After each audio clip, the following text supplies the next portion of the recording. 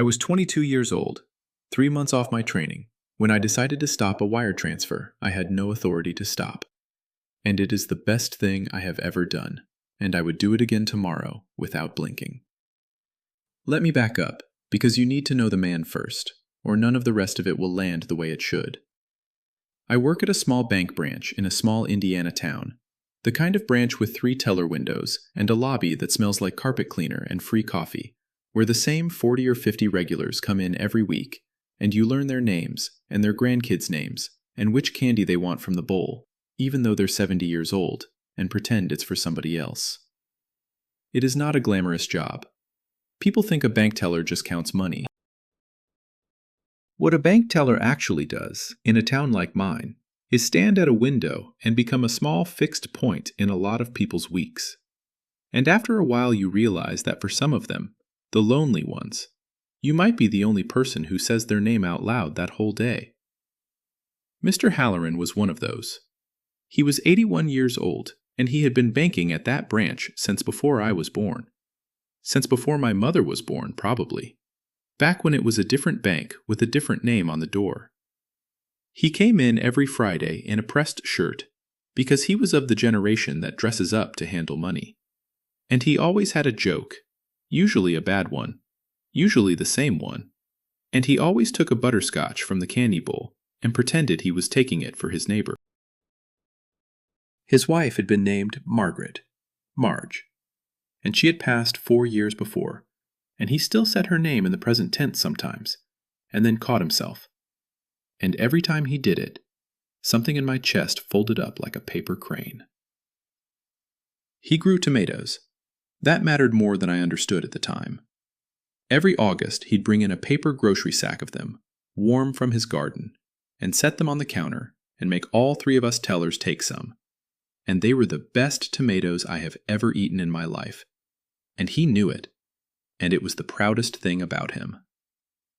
A man who has lost his wife and buried most of his friends, and still gets up every morning to tie up tomato plants, is a man who has decided, against a great deal of evidence, that the world is still worth feeding. I loved him. I want to be honest about that. Before any of this happened, I already loved that old man, the plain, uncomplicated way you love the good regulars. And that love is the reason I noticed. Because here's the thing about a scam that hunts old people. It doesn't look like a crime while it's happening. It looks like a confused customer, and a busy Friday, and a wire transfer that's technically none of your business. That's what makes it work. That's what the people who do it are counting on. That everyone in the room will be too polite, too rushed, or too rule-bound to ask the one rude question that breaks the spell. The first wire I didn't think much about. It was the first Friday of July, and Mr. Halloran came to my window and asked to send a wire transfer, $9,000, to an account he read to me off a folded piece of paper in shaky block handwriting.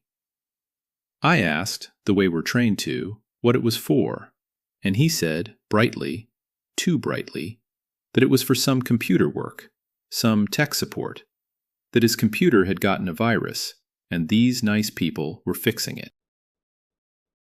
And I remember thinking that $9,000 was an awful lot for computer work.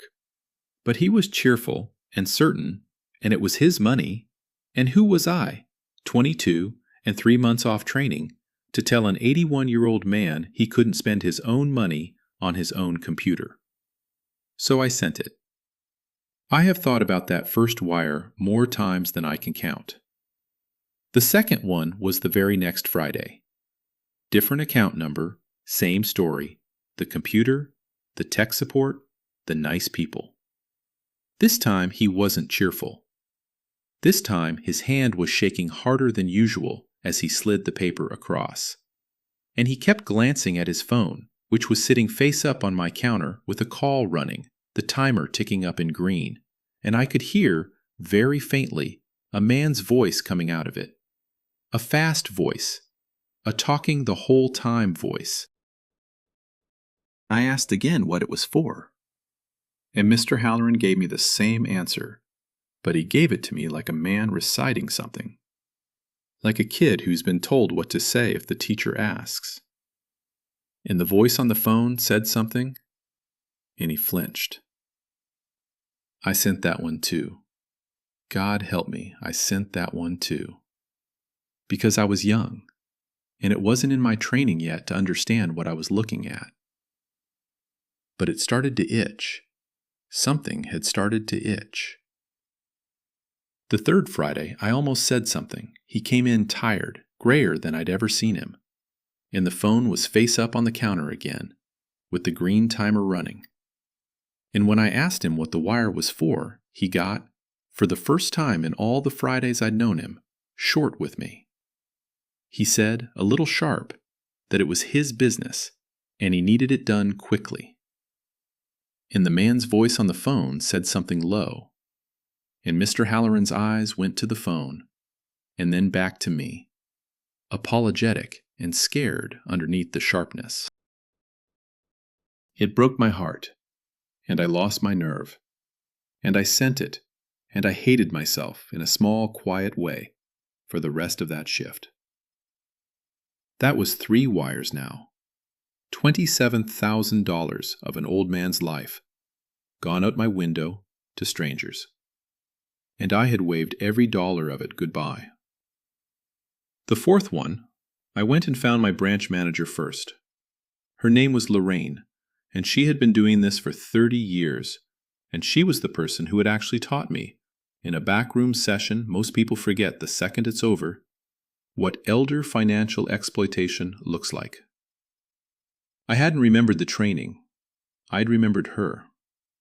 I went and found her at her desk, and I said, Lorraine, Mr. Halloran's sending another wire for computer stuff. That's the 4th one this month.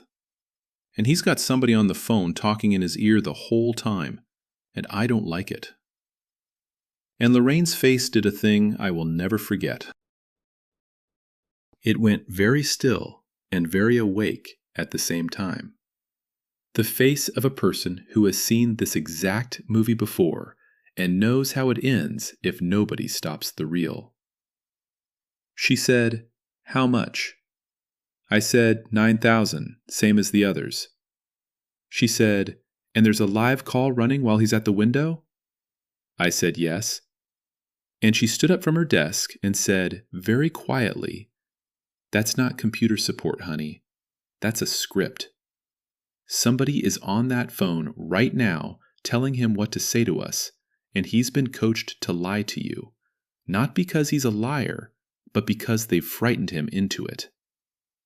And I felt the floor drop out of my stomach, because when she said it out loud, I heard the second wire again in my memory, the reciting voice, the flinch, and I understood that I had already helped them 3 times.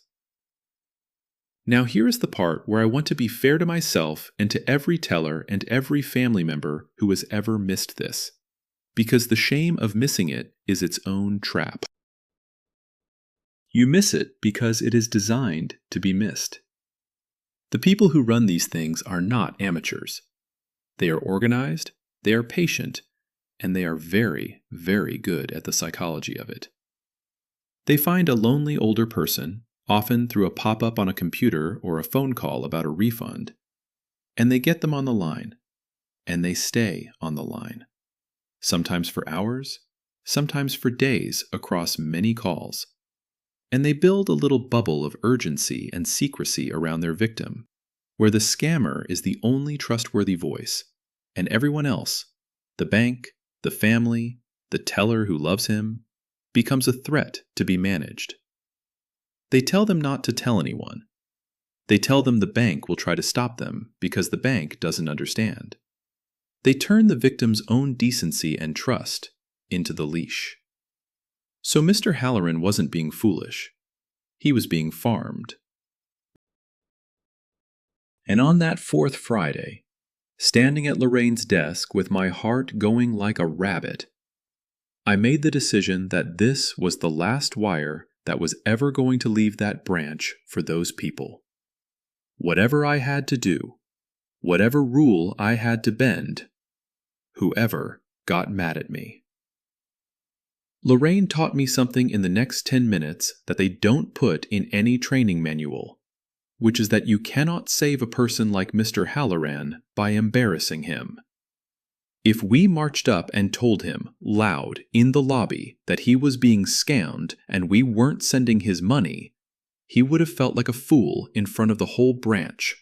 And a scared, ashamed old man does not think clearly. He digs in. And worse, he goes home and calls the only voice that has been kind to him about it, which is the scammer, who is very ready with an explanation for why the bank is being difficult. You don't win him back by making him wrong. You win him back by getting him, gently, out of the bubble, and giving him room to see it himself. So Lorraine didn't touch the wire, and she didn't argue about it. She came out to my window with her reading glasses on and her calmest voice, and she said, "Mr. Halloran, how are those tomatoes coming?" And his face changed a little, because that was a Mr. Halloran question, and not a bank question. And she said, "Listen, we've got a little flag on this transfer type today. Nothing to worry about. Some computer thing on our end. Would you come sit in my office a minute while I sort it out?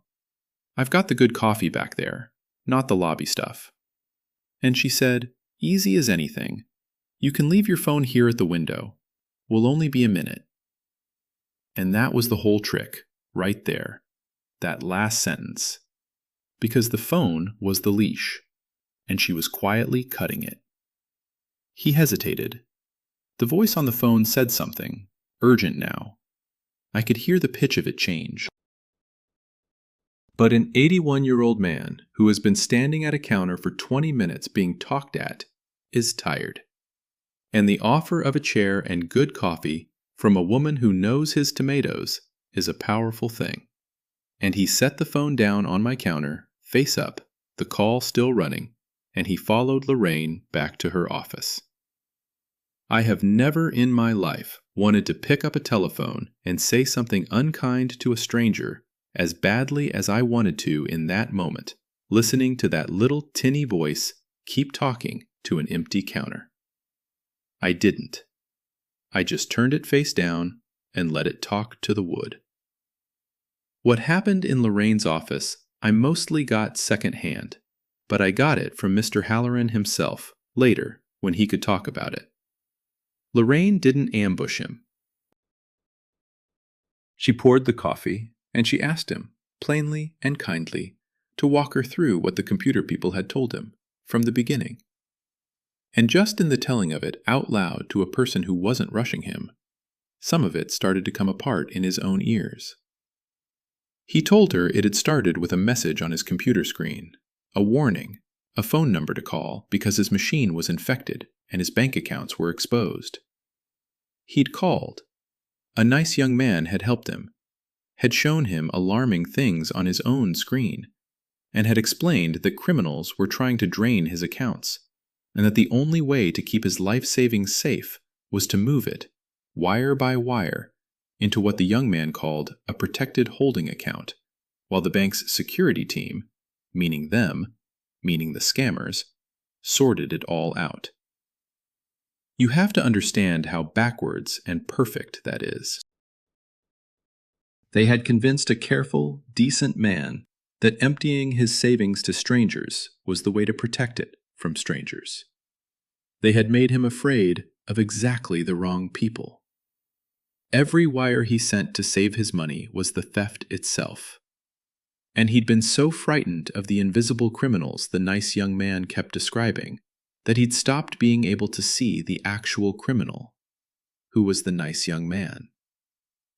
Lorraine let him get most of the way there on his own, and then she told him the rest, gently, the way you tell someone bad news you're sure of. She said, "Mr. Halloran, there is no security team, and there is no protected account, and the young man on the phone is the criminal. There was never a virus. The money you've been sending to keep it safe is the money they were stealing." And she told me his face didn't crumble the way you'd think. It went very still first, the way a man's face goes when a thing he's been holding off finally arrives. And then he asked her one question in a voice that just about finished me when she repeated it to me later. He asked, "How much?" And when she told him, $27,000 across 3 wires and a fourth one sitting stopped at my window, he put his big gardener's hands flat on her desk and he said, so quiet, "That was Margaret's too. That was our whole life." Here is where the story turns, and where I want you to know that a small-town bank branch on an ordinary Friday is not powerless against these people. Because for a long time I thought it was, and it is not. Lorraine had already, before she ever poured that coffee, started the things that had to be started. She had put a hold on the fourth wire so it never left the building. She had flagged his accounts. And the moment she had his understanding and his consent, she moved, fast, because with wire fraud, the clock is everything. Every hour, the money sits a little further out of reach. She had the bank submit recall requests on the 3 wires that had already gone, which is the formal way one bank asks another to freeze and return money that was sent through fraud. She filed the bank's suspected elder financial exploitation report, which is a real thing that banks are trained and in many cases required to do. She contacted Adult Protective Services, the county agency whose whole job is looking out for older folks being harmed or exploited, so that someone official and kind would follow up and make sure he was safe and supported and not about to get hunted all over again the next week. And she asked Mr. Halloran, gently, whether there was family she could call. And there was. A son, 2 states away, who had no idea any of this was happening, and who was in his car and driving through the night within the hour. They also reported the whole thing to the places that keep the bigger score, the online crime complaint center the FBI runs, and the Federal Trade Commission, with every detail Mr. Halloran could give. The account numbers he'd wired to, the phone number that had been talking in his ear for a month, the script the young man used. At the time, it felt almost pointless to me, like dropping a message in a bottle. It was not pointless. I'll get to that. The phone, by the way, kept ringing, all afternoon. Once he was in Lorraine's office and the money had stopped moving, the nice young man stopped being nice. He called back and called back. And when Mr. Halloran finally answered on speaker with Lorraine beside him, the voice was a different voice, hard and fast and threatening, telling him he'd ruined everything, that now the criminals would surely take his house, that he had to send the money right now. And you know what? That was the thing that burned the last of the fog off. Hearing that kindly helper turn into a snarling stranger the second the money stopped. Mr. Halloran looked at Lorraine and he said, "Well, he surely doesn't sound like he's protecting me anymore, does he?" And he hung up, and he blocked the number, and he never spoke to them again. Not all of the money came home. I want to be honest about that, because I hate stories that tie it up too neat. The very first wire, the cheerful one from the first Friday, the one I'd sent without a second thought, was long gone, pulled out and scattered through the kind of accounts these rings use to launder it before anyone can blink. $9,000 of Margaret's life that we never got back, and I carried that one personally for a long time. But the 2 most recent wires, the reciting one and the sharp-tempered one, had landed in accounts that the receiving bank was able to freeze in time, because we'd moved fast, and because Lorraine knew exactly which levers to pull. And over the following weeks, both of those were clawed back and returned to his account. $18,000. Home. And the fourth wire, the one sitting stopped at my window when I went to Lorraine, that one never left at all. $27,000 saved out of 36. It should have been all of it. It could so easily have been none of it. His son came and stayed a week, and they set his accounts up the right way, with the son as a trusted contact the bank could call if anything looked wrong, and alerts on large transfers, all the quiet guardrails that a lonely man living alone hadn't known to ask for. Adult Protective Services checked in on him more than once and connected him with a few things, and I think, honestly, some of what they gave him was just the message that he wasn't stupid and he wasn't alone, which is medicine that scam victims need as badly as they need their money back. Because the shame is the worst part. The shame is the thing that keeps people from telling anyone, and the silence is exactly what the next ring is counting on. It took Mr. Halloran a while to be able to look at me. That was the hardest part for me, harder than the lost 9,000. For a few weeks, he came in on Fridays and did his banking with whoever's window was open that wasn't mine. And he didn't take a butterscotch. And he didn't tell his joke. And I understood, I did, that I was a witness to the worst day of his pride, and it hurt him to stand in front of me. I never pushed. I just kept being at my window, kind and ordinary, so that when he was ready, the door would be open. And one Friday in the fall, he came to my window on purpose. He stood there a second, and he took a butterscotch out of the bowl, and he said it was for his neighbor, and his eyes were wet, and he said, "Young lady, I have been trying to find the words to thank you, and I can't. So I'm just going to say that you saw me when I couldn't see myself, and I won't forget it. And I came around that counter, which you are definitely not supposed to do, and I hugged that old man in the middle of the lobby, and Lorraine at her desk pretended very hard to be reading something." Here is what happened next, the part I promised you I'd get back to. About 5 months later, Lorraine got a call, and then I got to hear about it, from an investigator with a federal task force. That message in a bottle we'd sent, the account numbers and the phone number and the script, had not floated off into nothing. It had joined a file. It turned out there was already a federal case being built against the ring that had been running exactly this scam across a dozen states. And the details from Mr. Halloran's case, the specific accounts, that specific phone number, slotted right into the evidence they were assembling. Our small-town Friday afternoon became one dated, documented, corroborating piece of a case much bigger than us. We never got to know all of how it came out. Those things move slow and quiet.